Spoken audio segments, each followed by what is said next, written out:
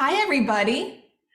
I'm Alona Joannis, and today I have brought my friend Denise Stensland for our podcast.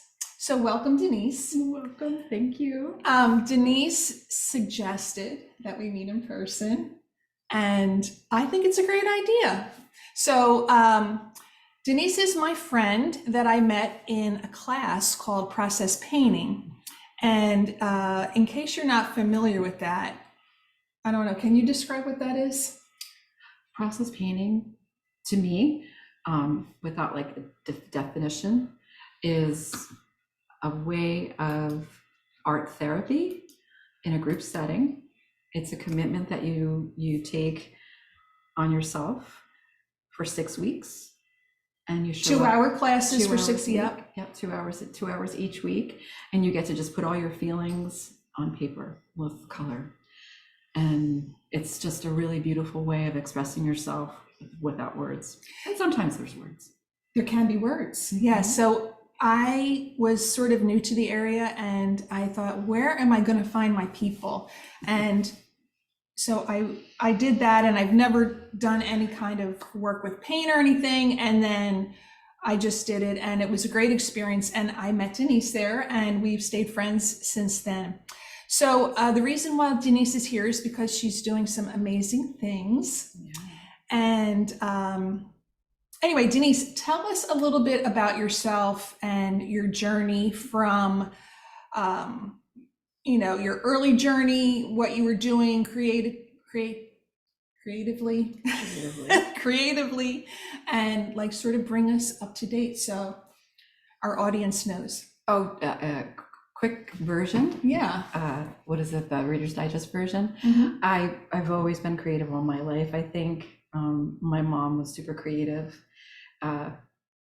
She used to put food coloring in the glass jars for like St. Patrick's Day to make everything green, that kind of thing. So that set the tone. When I was a little kid, I used to be creative, like mud pies and shaving cream towers with Prel. And then as a little kid, always creative that way. And then high school, I took some art classes. Oh, you did? Mm-hmm. But didn't go the college route and became a hairstylist. So you were working with your hands and creating works of art on your customers. Yeah, right? I'm not feeling like I was really anything until I met Paul Mitchell. I met Paul Mitchell, famous Paul Mitchell, at a show for stylists. And he had said that someone who works with their hands and their mind and their heart is an artist. And that's what we are, a stylist. And right from then on, I was like, oh, right. And I was a very successful hairstylist for many years. Got married, had babies, chose to stay home with the babies. So then what happened? So when you became a mom, how did your creativity change? From being in art and then becoming a mom, I was still working as a stylist, but then as my kids got older, I was able to be creative with them in like Girl Scouts, Boy Scouts. We were really involved with church. I did some church murals. I helped with their set designs, their Halloween costumes. Oh, okay. Yeah. Oh my gosh, I bet you had the best Halloween costumes. Yes. The best was like my daughter wanted to be a bubblegum machine. And so I made her this big pink bubblegum machine, wanted to be a pink bubblegum machine. So we did the round little pockets, and she handed out bubblegum, and she had pink Doc Martin. She was in nursery school. It was freaking adorable. Oh my gosh, yes. I'd love to see those pictures. My son, not so much. I think he did his own, but my daughter, we had some fun penguin costumes and all that. And then, So then, should we get into the process painting, or do we skip too much? Oh, it's okay. No. I think I've always had like a creative juice going on inside me. Empty nest. Started taking some painting classes. Okay. And trying to do that painting thing that I didn't get to do in college, and didn't feel warm and fuzzy about it. Process painting came into play after I had. How did you find out about it, by the way? Just curious. Alyssa had a one-day show at a gallery museum by me, and I went to the 1 2-hour event and was like, oh, this is cool. You know, you're not, it's not necessarily intuitive painting, where intuitive painting, there's like steps, where process painting, you basically are on your own with your own thoughts and your own marks and your own steps. And I really felt that making those marks and those steps allowed me to kind of see how I felt in front of me with the paintings. And then I signed on for my first course. So this may sound like we're advertising or promoting wild and free process painting in Belmore, but it has been transformational for you. Very much so. 5 years I've been. So she started in 2019, and that's part of the reason why she's here today, because she had her, I don't know what I want to call it, her opus. She had a show a couple of weeks ago showing all her artwork from her 5 years, 3 years, 5 years, 5 years, 5 years of painting journey at the process painting studio. And she lined an entire studio, which is the where Alyssa is the lady who owns the studio. So it's her new studio, and she lined the entire new studio with her paintings from her journey. She saved every single one, and you really can do whatever you want with the paintings afterwards. You know, I saved them too, but you will not ever see me have a show. Because I was in Denise's class and I would look at hers and be, oh my gosh, that's so good. And we're not allowed to say anything. You can't give any feedback at all during the class, which was during the therapy sessions, more or less. I didn't really realize I was having therapy, but you didn't realize that. I mean, no, I'm just realizing it now. Yeah. And part of it is, so we're not supposed to say anything positive or negative to the person on either side. So you are sort of standing in a row with people on either side, and you don't say a word about their painting. You just think, you know, you might copy ideas. I mean, there is an influence, but it's also very freeing not to have someone say, oh, I really like that, because then you start to want to please people, right? Well, your ego, someone comes over to Ilona and says, oh, wow, that's really good. You kind of look at yours and you go, oh, mine's just okay. Or if someone says, oh, that's really good, you're like, oh, look at me, I'm this really good artist, which is really not the point. Which is not the point. It's not the point. So you really own your own space. And as far as the influence goes, I think what happens is when you're in a room anywhere with more than, 2 women, and it's usually like 6 to 8 women, you kind of, the energy floats around the room. So, you'll be painting and all of a sudden this like heart will show up, and then you look over across the room and someone else just painted a heart, and like, how did that happen? And it's a black heart, like a bleeding black heart. The energy kind of, I don't know, it's, without saying magic, it really is incredible what happens when you're all together in the same room over that 6-week period of time. I guess it kind of is like when your cycle all starts to sync when you live together in like a dorm setting or something like that. That's true. I never thought of that. There's something very internal that happens when you're working with all these women together. And I don't know that Alyssa says men can't come. I just don't think they don't show up at these places. It's always been, and you've been doing it for 5 years and you have not seen any. It's interesting. I've recommended it to men. Great, but it just seems to be, has been one. Even so with workshops I've gone on, which have been a few. Right. It's usually mainly women. On the workshops I've done for art. Right. Yeah. So let's go back to your journey then. So when you started at the painting studio, where were you in your life? Well, there was a little gap in between. So hairdressing, being a mom, taking care of elderly parents. There was, and empty nest. That's the part I missed. So empty nest happened. Both my kids raised them and had a beautiful, beautiful time being a mom. They go and they leave for college, and you're like, oh, now what? So I started taking classes, didn't feel the warm fuzzies, and started doing intuitive painting. I think that's important to say. But before you got there? Before I did process painting, I started doing intuitive painting. And that work I did with Flora Boley, who is a painter and does workshops and does online, amazing things online. and I started to kind of hone in on like being able to feel comfortable with the paintbrush and being comfortable with art. So you weren't with really color. doing any of these things when the kids were? No, Okay. no. So you were sort of having a little renaissance. Yeah. Let's call it that. I like that. So then I had paints in my house. I had watercolors. I was doing stuff with the kids and stuff like that, and friends maybe here and there. And then really some really hard stuff hit.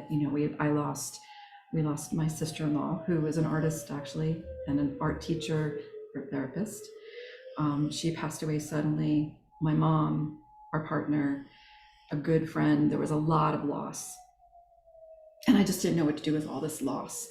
When I took that one-day workshop at the art gallery with Alyssa, Wild and Free, I thought this is a way that I can go and channel this grief that I was kind of holding on, really heavy grief. Grief kind of can stick to you and just weigh you down, and it could either take you under or you find a way. And the process painting in 2019 was the beginning of that. And I was able to go in without a paintbrush. Actually, I worked with a palette knife then, and I started to just paint all this like really sad stuff. And that in the show, you could see that in the beginning, the really grief and the hard heart and the sad heart that I had during that time period. And that's kind of what made me keep going back. I didn't do it consecutively for 5 years, but I would take a break and then I'd be like, okay, this is creeping in. Missing my kids. Where am I? Who am I? Who am I as a wife? Who am I as a woman in her 50s now? And that's, coming into process painting, I would paint that kind of stuff. And it evolved around the room. So do you feel like it was conscious? Like when you walk in, there's a blank piece of paper on the wall, right. and do you say, "Oh, I'm feeling really sad today"? I mean, like, what really is happening when you're when you come into the group, Alyssa, we all kind of just say where we're feeling and where we're at, and it could be like, COVID. How is everybody feeling today? I hit traffic. How's everybody feeling today? I had a fight with my husband. How is everybody feeling today? I feel I'm letting my gray grow. People are calling me ma'am instead of miss. How does that feel? It's all different. Yes. I menopause. Let's just talk about that. That thing that we never talk Woo! about. Let's paint that. So that when you come to the room to paint, that's what you get to bring to the paper. And it could just be lines. It doesn't have to necessarily be color or whatever you're feeling, you put it on the paper. So whatever like you're attracted to, you just and for people like me who are used to structure and not ever exploring this side, it was sort of daunting. I'm like, what am I going to do? And then once you're there, it just sort of happens, Yeah.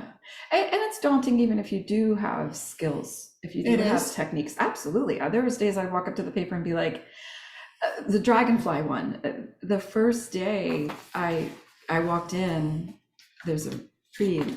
Where is this? This is a that was this one. This one. So this section of the painting was the first week. I did just orange. Oh no, I did the black first. I felt like I was falling in a black hole. I felt like crappy and whatever. So I painted this black thing and I thought I was amazing and I was just going to leave it at that. You go back the next week and then I painted the top part and I put the two black and red together and I'm like, oh, wow. I liked it. And I'm like, okay, this could be like in a bank in Manhattan. It was like so cool, right? I'm going to leave it. And Alyssa's like, you can leave it. And I left it. And then I came back the next week and I was feeling something different. And, it's a beautiful little nudge to say, okay, what color do I see now? Or what do I feel now? Giving yourself permission to just maybe not save it, but to expand on it. And then this flight thing came into play. And right. And over the 6 weeks, little details. And so you worked on this for 6 weeks? That you didn't, so what happens is. The other ones you could do one and done, like this was one and done. Was just in 1 week. Yeah. want 2 hours. So you can say, oh, I want to work on that next week. It's not done. You sort of have a sense. Mm-hmm. And so the whole course lasts 6 weeks. So I can't believe you worked on that. I mean, who would know that took 6 weeks, but it's 2 hours at a pop. But that's amazing, like how it all came to be. I just feel like we're so breaking the rules of process painting people. So just to let you know, Forget I said that. It's everyone's different. Yes, everyone's different, just like everyone's. I would not have patience to work on the same thing for 6 weeks, but who knows? I'm signed up again, so. And that's a sign of what you take out of the room. Mm-hmm. I at that time, maybe I was able to focus on something for 6 weeks, where prior to that, I signed up and I wanted to be one and done and out of there. It really depends on where you're at in your life and what you're feeling, and what you take away from it. It teaches you to, it taught me to expand. It taught me to trust. It taught me to say, what the hell, you got nothing to lose. It's just paper. And it's just paint. It's tempera paint. It's not even expensive oil, or watercolors. It's tempera paint. And that taught me that I have nothing to lose. Why not try something different during that time period? And then that progresses. That becomes a muscle that you grow of, hey, I felt safe to put that out on paper. Maybe I'll feel a little safer to be stronger in myself when I leave this room for the next 6 days and say what I really, where I'm at or how I feel in a safe place. It really does help give you muscles for me, in my mind and in my soul, to trust myself. That's what I really came out of this whole 5-year, process. That I can trust myself, and that I can care for myself, and that makes me a better person to be around. Because it ain't easy. Well, it's not always easy, these transitions. So how many of your paintings were up at the show? There was 36. 36, and that was from 5 years, and you didn't even really fit them all, right? You had some. I most of the ones that I pulled out were, you had to weed through. They just felt a little weaker. Were the ones I did virtually at home, and that proves to me too that I think when we work together as a group, we give each other more energy being in person. That's why I requested that we did this in person, not me sitting at my kitchen table and you sitting at your kitchen table. Great idea. I think that it gives more to what we're trying to present here. So I had to ask you something about that room. So how did you come up with the idea of doing this show? So this isn't a typical thing that happens. You go to the course, you do it for 6 weeks. You can keep signing up forever, and which you apparently did. And then you have 36 paintings. But so no one's ever done a show of the process painting. So how did it hatch? So no one's ever done a show of the process paintings. I'm kind of not sure about that 100%, but I don't think it has. And this is, again, so let's go back to the fact that I'm at a place right now where I've been exploring other lessons, and I took a course in wilderness survival, and I learned how to do skills, not survival, but skills. I learned how to make fire, and I did not realize. Wait, was this during the time of the process painting? Yeah. Oh, okay. Yeah, Okay. This past Not summer. like a long time ago. No, this okay. past summer. All right. So that's why I brought it to Alyssa. So I learned how to make fire, and I don't know if I share this with you yet. You can take a spark that's like half the size of your pinky now, and it's this stuff called it's a cloth, and it fuels. It's fuel. It's a tiny little piece, but you have to have like a nest, like a bird's nest of weeds and dried things that you gather, and this little tiny little fuel. And then you hit it with a spark, and if it catches just right, and if you have it just right, and you give it just enough air, it ignites into this flame. So if you blow too hard, you blow it out. And if you don't give it enough air, it doesn't light up. And I thought to myself, this art thing that I'm doing, what am I supposed to do with this? And I see it as this flame of sharing that art heals, that art in my heart helped me heal from a lot of pain, not just the death of all my loved ones that 1 year, but in the death of menopause. That's a death. In being married to my high school sweetheart. Mm-hmm. How do you fan that flame? How do you keep that flame alive at this stage? And this art show was presented to Alyssa, the owner of Wild and Free. And I had asked her, I said, something inside me is saying, these paintings have to go up on the wall, even if it's just for me, so I can see where I started and where it's come to, It hasn't ended, but where it has come to. Mm-hmm. So we had said, why not open it up and allow my friends and family to come and see, and open it up to, even putting a sign out front. So it was like this small little spark, and we just gave it some air and fanned the flame. And it was I think it was a really lovely representation of how art heals, and how the awareness of our mental state can be helped not just with drugs and therapy, but with art. Right. I really feel strongly about that art really does heal. And also, it is a time that you got to feel your emotions, and I feel that we don't do enough of that, or I haven't been brought up to feel my emotions very well. So when you're looking at a blank canvas, you sort of are struck by whatever is happening right now inside of you, because you have to fill this paper, and I think that is sort of like a excavating happening right there in the class. So I went to your show, and the room was packed, and you said it was like that for most of the day. Do you have any idea how many people came? Or I had 500 cups and there was 200 left.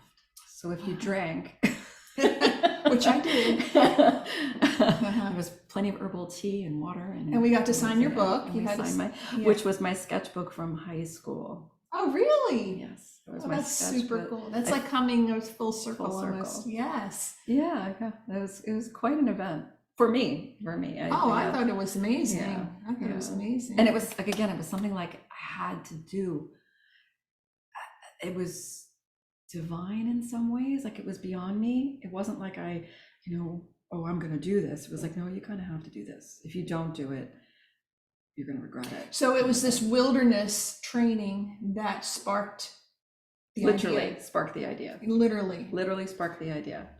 I thought to myself, and we could do that anywhere, right? Yeah. If we have an idea, or we have a desire, let's just say we have a desire. I want to make sourdough crackers, which is another part of my life. How do you fan that flame? How do you keep it going? How do you nurture it? Gently, steadily, and with just the right amount of fuel. So this art thing, I'm nurturing it. I'm gonna have merchandise. Nice. Merchandise and prints. Okay, awesome. So I had a question on it. Just so I wanted to ask you, so you listen to your intuition. Very much so. Yes. So how has that progressed? Have you always been very intuitive and then acting on your intuition and taking risks? Am I a risk taker?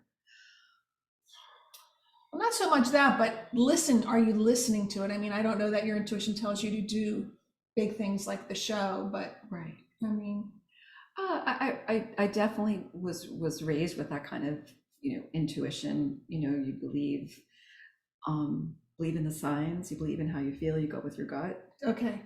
Is that so fair that enough? That, absolutely. I'm also not I'm a planner. I write lists, but I also intuitively dress every day to the day. I don't think about that way ahead of time. What you were saying before about a blank canvas, I mean, we wake up in the morning and we're all blank canvases. Yes, every day is a blank canvas. Every day is a blank canvas, by what we're going to put in our bodies or what we're going to put on our bodies. So I kind of always feel like we're all artists in some ways. So intuitively, yeah, I am that person. I go a lot with my gut. I would say 99% of the time with my gut and my heart, which could be detrimental at times. But yeah. You just feel you have to do it. If it doesn't feel right, I won't. How about that? Is that more of I mean, yeah, that's interesting. I don't know. Another way of looking at it. Yeah. So So you also are a plant person. Plant lady. Plant lady. Herb lady. Chef, herbalist, and you've been studying that as well. So tell us a little bit about what you're doing with your garden and what you're making with. Well, it's as funny as it is. I started really learning about herbalism after my mom passed. It was a huge part change in my life. I went to a class to learn how to make tinctures on my birthday, the year that my mom was gone. And I walked in and she had all these, Amanda from Locust Light. She's an amazing teacher. Is that local? It's in Pennsylvania. She's in New Jersey. She's in New Jersey, but also her husband has a farm in Pennsylvania. But Amanda Medcalf, she's amazing. So I went to this class, and she had all yarrow and calendula. She had all these plants, and we mixed them with vodka in these little jars, and we made little labels. I was hooked. I walked out of there. I'm like, I want more. The Prel bottle came back. Yes, that was the little tiny fuel that was like the spark, and I'm like, I want more of this.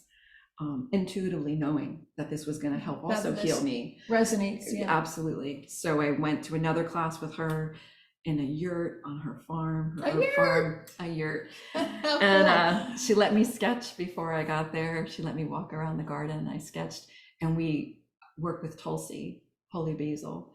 And I watched her cut and harvest the holy basil, and we put it in hot water, and we made tea from fresh herbs. And I was just blown away. I didn't know this world existed. I thought tea came in a little bag. So here I made a tincture, and I'm making tea all within like, a month period. And I just have been studying and researching and wanting and hungry for more. I'm still to this day, I still a journey. I don't think it's never ending. You discover different herbalists and how it's all kind of connected to that the herbal world and the art world and the intuitive world. All connected. It is all connected. Yeah. We'll let you have your tea. So, so you do make teas, correct? I blend, but I also blend intuitively. People ask if I measure. If a friend asks for a tea, like I made you a tea, I kind of bring the herbs together that call for Ilona.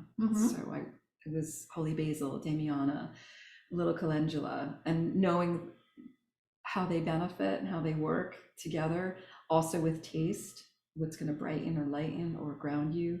I'll blend specifically for that person, but I don't have like a line of product. There are plenty of women out there, men and women out there that are doing that, but I definitely do for personal. Oh, okay. Yeah. Thank you so much. I didn't realize all the thought that went into my tea. A lot. And then the tinctures too. The tinctures can happen. I just made elixirs too. That's something I'm very passionate about. So that's just sort of like a hobby, but you feel like going forward that your energy is going to be in, are you going to keep doing process painting? I'm traveling a bit right now, so it's hard to commit to that 6-week structure. So if I can find 6 weeks where I can go in, I've said to Alyssa, do I really need to go back? And she's like, that's up to you. And sometimes you walk in and you don't realize that you kind of do need it. You may think you're over this next place, and then you walk in and you start painting, and a whole nother thing comes out that you maybe needed to work on. Right. So that's trusting the process and trusting, where you are. as far So, as it. So yes, I'll go back. so what are Absolutely. you going to do though? Like, you're obviously an artist. Are you So gonna my explore new mediums or? my next passion, I even said this to my daughter when I was setting up this show, I really want to display the paintings again for maybe a little longer period of time. They were only out for one day, where other people can come in and see the process and feel the emotion around the room. So I'm looking to maybe find another studio or gallery where it can be up for maybe a week or so, maybe longer, and put it up on one wall. I see it up on one wall. And I do want to share some prints. I just ordered a piece of fabric with one of the This is my favorite so far. raven. I was there for the raven, so that's why I really like it. There's the beads. Everybody thinks they're Mardi Gras beads. Oh, but they're the same amber. beads. Yeah, they're the amber beads. Your mom's, right? My mom's. Yeah. So yeah, I'm working on just learning how to print things reasonably and good quality, and see if I can share the work. I really don't want to sell the originals. And there were a couple people that actually asked, who would have thought? Nice. So do some prints and be able to share the power of how these paintings make people feel. So. Well, so say that one of our listeners doesn't have a process painting studio near their house. Like, is there something that you could recommend for people to go on this journey by themselves? Like, I know part of it is the collective experience being with the other women and things, but what do you think about like journaling or sketching with the purpose? Well, that's a really good question. So I maybe before process painting, I would say, there's so much out there to look into. There's some amazing workshops that you can go on and immerse yourself. Kripalu has beautiful workshops like that. Omega has workshops where you can be creative and immerse yourself. That's a good idea. Get a little taste. I did that with Kripalu. I did art and yoga with Hadi Kiran for a week. That kicked my ass. that was big. So all these little there's opportunities. There's opportunities if you can't commit to. Yes. Or if process painting doesn't sound like it's for you. Yes. There are other ways that you can work your feelings through. Journaling is a great way. Allowing yourself to write and then draw pictures over the writing. That's something that I did when my sister-in-law was sick. I journaled every day and then I painted over my words. That really helped me process all those feelings. There are other workshops where you can go to in person, all over the world for that matter. Flora Bowley is someone who I started with. Can you say her name? Flora Bowley, B-O-L. You've said her a couple times, so maybe people will look her up. Flora Bowley, Bowley, B-O-W. E-L-Y? Okay. Bowley. All No, right. L-E-Y. All right. Bowley. I'm a terrible speller. If you have any questions and stuff like that, I'll definitely can guide you as far as somebody websites and stuff like that. I sort of want to follow her now on Instagram too. Yeah. And Orly and there's so many. Tracy, I all those beautiful women that are out there teaching us that it's okay to make mistakes and to get messy and to trust ourselves. Catherine Just is another woman who's an amazing photographer and an artist who is another amazing guide. I can go on and on. Yeah. That's a whole nother podcast. No, but just like trusting yourself is, you would think at our age that we would not need to have to do that, but I feel like I never learned to trust myself to the degree that I do now. It's never been rewarded. Like at work, you can't, I guess I did to a degree at work, but really at work, like careers, they don't want you to take chances, right? They want you to earn money. And, it's a different kind of environment when you're in corporate America. So I feel for myself that now I have the time to really explore that part of myself. I've met with a lot of women in these workshops that come from that corporate. I'm kind of grateful that I did have the opportunity to be artistic my whole life. I never got caught up in, having to answer to anyone specifically. That's a tough one to crack. And I think that's like exercising, it's going to take time. And the more you do it, the more muscle you'll get with each class you take, or with each person you trust. And reading books, there's also really some really great books out there too. Yes. Oh, there's I can't think of any of them. No, there's a ton of books. Yeah, You're right. Yeah. I want to ask you this because I'm really, really, really curious what your answer is. In what part of your life did you experience the most personal growth? Oh. Having my children, I can't not say that. And when you give birth to a little human and then you're responsible for them, you got to pick it up. You got to get your act together. Right. You got to get your act together. That is a big transition. Or you don't, and they follow the same path. Right. I think that I did my greatest work because they came into my life. I was responsible for a man and a woman to be in this world. And I took it really seriously, almost detrimental to my own mental health, where I took it so seriously that I have a job here.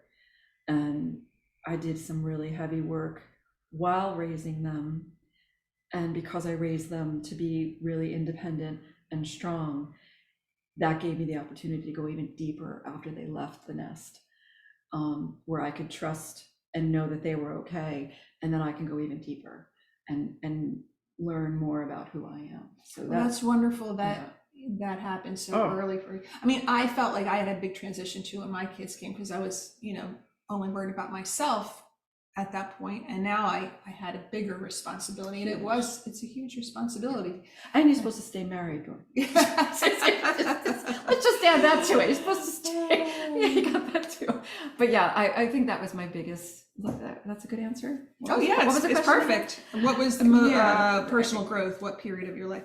Okay, here's another. Now. And now. Right now. And right now. Yeah, this is like a new. Yes. Yeah. I feel like if we did take out our motherhood roles, I think that you have had a big transformation.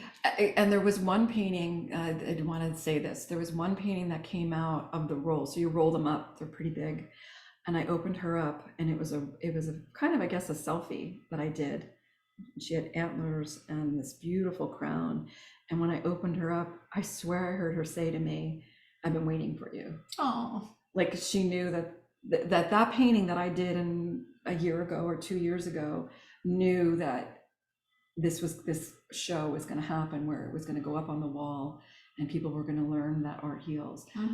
That was a huge moment for me, and that I think that could be said that it's transformational. This was just last week. Feels like it was 5 years ago. It was just last week. It was last week. So. Yeah.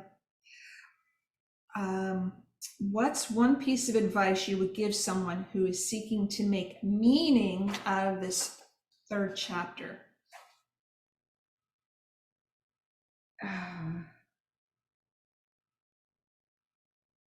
I think we know inside of us what we need to do. So if we keep asking, what do you think? What do you think? What do you think? The answer is already inside of us. We just have to find the quiet place and the trusted place where we can ask ourselves, what's next?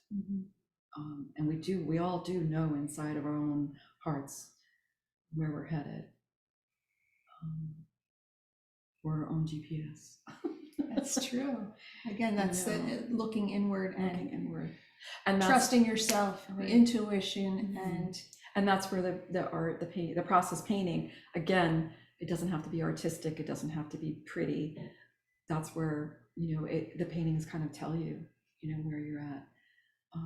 How do you, I think that it was something that came up for me when I was at process painting, the urge to make it pretty. Oh yeah. I always want everything must be pretty, beautiful. You must be beautiful.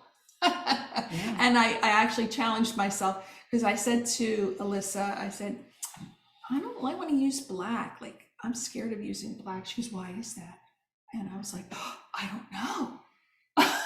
It was like, mind blown. What's wrong? Why can't I use black? Like, what is attached to black for me? Like, it really is a lot, you know? And why does everything have to be pretty? And I feel as a woman that I've always had to be pretty because I had the male gaze. My bosses were all men. I worked with men, married to men, you know. So the pretty is, and the women judge too. You feel like and the women judge right? too. And as a hairdresser, you must have seen that over and over. Talk about transformation. Yeah. What your hair tells you, who you are, what you are. Yeah, it's a tough one. Do we have to be pretty? So I think sometimes we find the most, what is it, the lotus? We find the most in the muck. We learn the most in the muck. So if you allow yourself to put that black up there, tell me what I'm supposed to know. You throw the black on the wall, put your hands in it, feel it, and then get it out and feel what it feels like. Walk away if you have to, and then come back to it and say, what's next?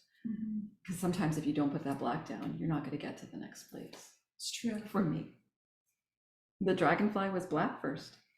It was a black hole. Oh, I see the black. Yeah, Yeah. it was a black hole. Right. Right. So you put this white on top. That's the white paper. Oh, it is the white paper. Yeah. When we were talking about your paintings, you're like, she uses a lot of white. But in your paintings, we were talking. Well, I said that, the, you know, white comes in. I wanted to see white in that painting, but that was actually the paper that came That through. was the paper. Yeah. So you planned ahead. Very impressive. I really thought, no, I didn't plan ahead. No, there was no plan here. But I really thought I was like amazing. It's like coming out of the void. Coming out of the void. And now that you look at it, it's like, yeah. Wow, mind blown. And let's just also give credit to Alyssa. Alyssa does not, she's a professional therapist. She has her master's degree in art therapy. I mean, she has a lot of letters after her name. She's the facilitator, and I give her, really, she holds the room.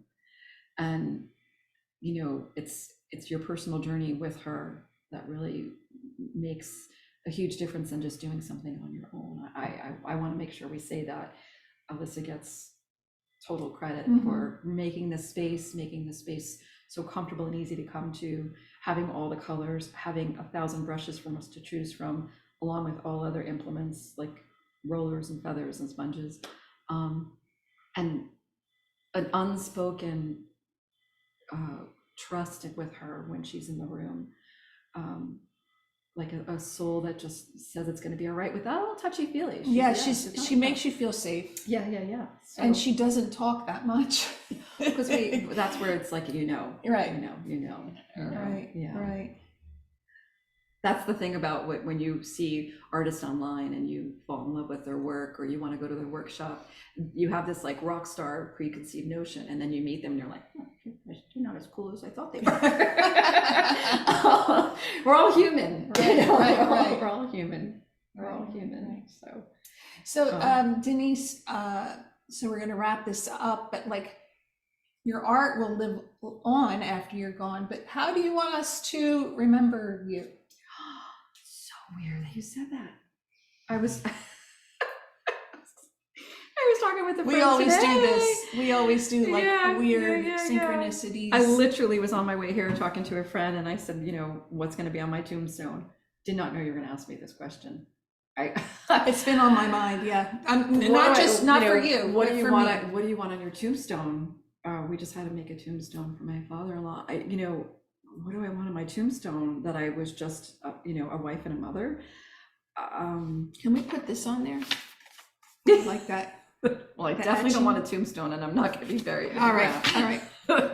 So be said. But how do I want to be remembered? Yeah. I think what I gave on Saturday was this: to know that you can feel safe with me, to feel comfortable with me, and to know that I have love that just is bubbling over that I want to share. And I want to share that, sadness is going to come and grief is going to come, but it's all going to be all right. It's going to be all right. And I think I've learned the one thing in the last couple of years is it's really hard to do it alone. Mm-hmm. As much as we think we could do it by ourselves, and as much as I wanted to think I'll keep it easy and not stick my neck out or be vulnerable, that was harder. Mm-hmm. Mm-hmm. That was harder. It's, putting yourself and inviting in the good and the light. Yeah, isolation can kill you. It really can. No. And we need each other. We do. Mm-hmm. We do. Mm-hmm. We definitely do. One of the things I first read at a Flora Bowley, I said it again. Gotta look her up. Denise, I don't know. Do you have my business card? It has a saying where it says, if I remain tight in the bud, it's more painful to remain tight in the bud than it takes to bloom. Yes. And I read that 15 years ago and thought, that's really a cool saying. It's a great saying. But I felt it on Saturday that if I just stay tight in this safe little place, it's getting icky here. Let me just allow myself to open up and be vulnerable and show the world, show myself what's going on. You allowed us to see you. Yeah. Yeah, it's being seen. Being seen is a thing. And we want that at this especially at this stage. Right. People, when this happens, like this, nobody sees you. Like they look past you. Yes. Lily Tomlin and Jane Fonda have some great skits on that. Yes. Oh, I love this too. You don't hear me. Yeah. We want to be seen. We want to be heard, and it's not respected, but just, I don't know what it is. Like, what is it? Just seen and heard. Validated. Validated. Yes. It's important. Yeah. You're important even though you're not 25. Yeah.